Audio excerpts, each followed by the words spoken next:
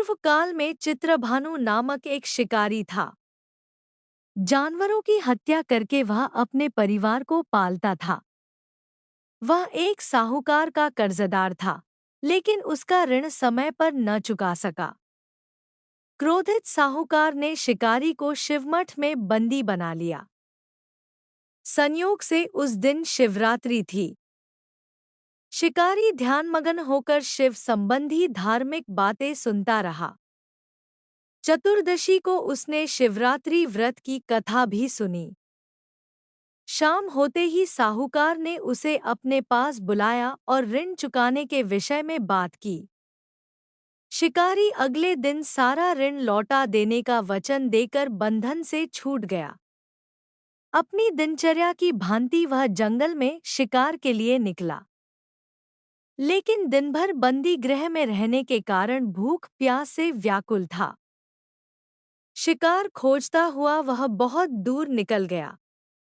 जब अंधकार हो गया तो उसने विचार किया कि रात जंगल में ही बितानी पड़ेगी। वह वन में एक तालाब के किनारे एक बिल्वपत्र के पेड़ पर चढ़कर रात बीतने का इंतजार करने लगा।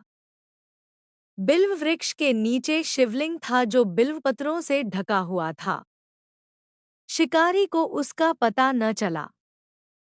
पड़ाव बनाते समय उसने जो टहनियां तोड़ी, वे संयोग से शिवलिंग पर गिरती चली गई।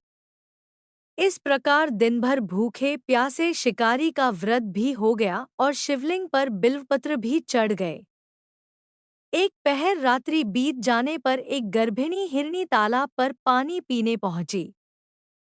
शिकारी ने धनुष पर तीर चढ़ाकर ज्यों ही प्रत्यंचा खींची, हिरनी बोली, मैं गर्भिणी हूँ, शीघ्र ही प्रसव करूंगी। तुम एक साथ दो जीवों की हत्या करोगे, जो ठीक नहीं है। मैं बच्चे को जन्म देकर शीघ्र ही तुम्हारे समक्ष प्रस्तुत हो जाऊंगी, तब मार लेना।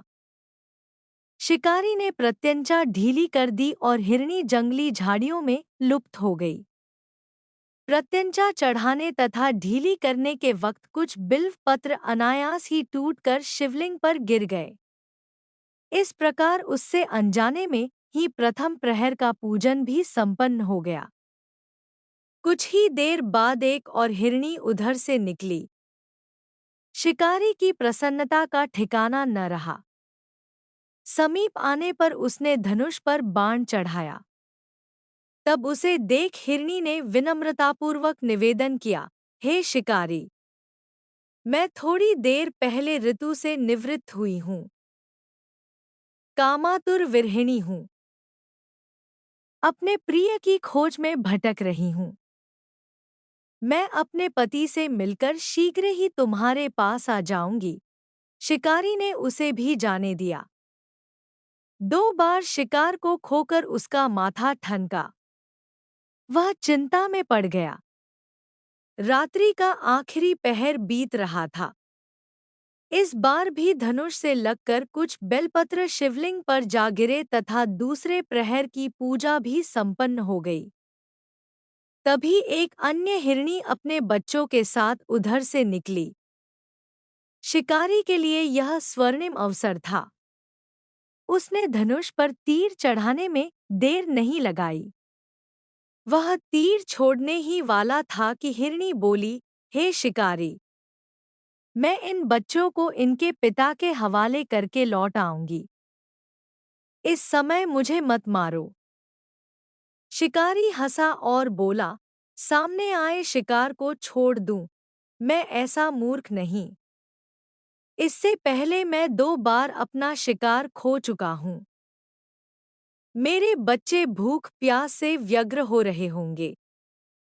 उत्तर में हिरनी ने फिर कहा, जैसे तुम्हें अपने बच्चों की ममता सता रही है, ठीक वैसे ही मुझे भी।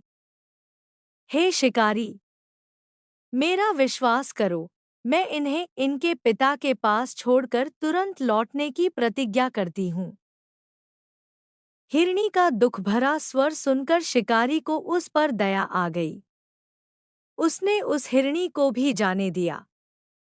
शिकार के अभाव में तथा भूख प्यास से व्याकुल शिकारी अनजाने में ही बेलवृक्ष पर बैठा बेलपत्र तोड़ तोड़ कर नीचे फेंकता जा रहा था। पौ फटने को हुई तो एक हष्ट-पुष्ट मृग उसी रास्ते पर आया। शिकारी ने सोच लिया कि इसका शिकार वह अवश्य करेगा। शिकारी की तनी प्रत्यंचा देखकर मृग विनीत स्वर में बोला, हे शिकारी, यदि तुमने मुझसे पूर्व आने वाली 3 मृगियों तथा छोटे छोटे बच्चों को मार डाला है, तो मुझे भी मारने में विलंब न करो, ताकि मुझे उनके वियोग में एक क्षण भी दुख न सहना पड़े। मैं उन हिरनियों का पति हूँ। यदि तुमने उन्हें जीवन दान दिया है तो मुझे भी कुछ क्षण का जीवन देने की कृपा करो। मैं उनसे मिलकर तुम्हारे समक्ष उपस्थित हो जाऊंगा। मृग की बात सुनते ही शिकारी के सामने पूरी रात का घटनाचक्र घूम गया। उसने सारी कथा मृग को सुना दी। तब मृग ने कहा, मेरी तीनों पत्नियां जिस प्रकार प्रतिज्ञाबद्ध होकर गई हैं, मेरी मृत्यु से अपने धर्म का पालन नहीं कर पाएंगी। अतः जैसे तुमने उन्हें विश्वासपात्र मानकर छोड़ा है, वैसे ही मुझे भी जाने दो। मैं उन सब के साथ तुम्हारे सामने शीघ्र ही उपस्थित होता हूँ। शिकारी ने उसे भी जाने दिया। इस प्रकार प्रातः हो आई।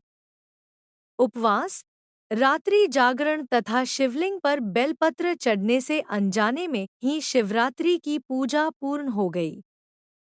पर अनजाने में ही की हुई पूजन का परिणाम उसे तत्काल मिला। शिकारी का हिंसक हृदय निर्मल हो गया। उसमें भगवत शक्ति का वास हो गया। थोड़ी ही देर बाद वह मृग सपरिवार शिकारी के समक्ष उपस्थित हो गया, ताकि वह उनका शिकार कर सके। किंतु जंगली पशुओं की ऐसी सत्यता, सात्विकता एवं सामूहिक प्रेम भावना देखकर शिकारी को बड़ी ग्लानि हुई। उसने मृग परिवार को जीवनदान दे दिया। अनजाने में शिवरात्रि के व्रत का पालन करने पर भी शिकारी को मोक्ष की प्राप्ति हुई। जब मृत्यु काल में यमदूत उसके जीव को ले जाने आए तो शिवगणों ने उन्हें वापस भेज दिया तथा शिकारी को शिवलोक ले गए। शिवजी की कृपा से ही अपने इस जन्म में राजा चित्रभानु अपने पिछले जन्म को याद रख पाए तथा महाशिवरात्रि के महत्व को जानकर उसका अगले जन्म में भी पालन कर पाए।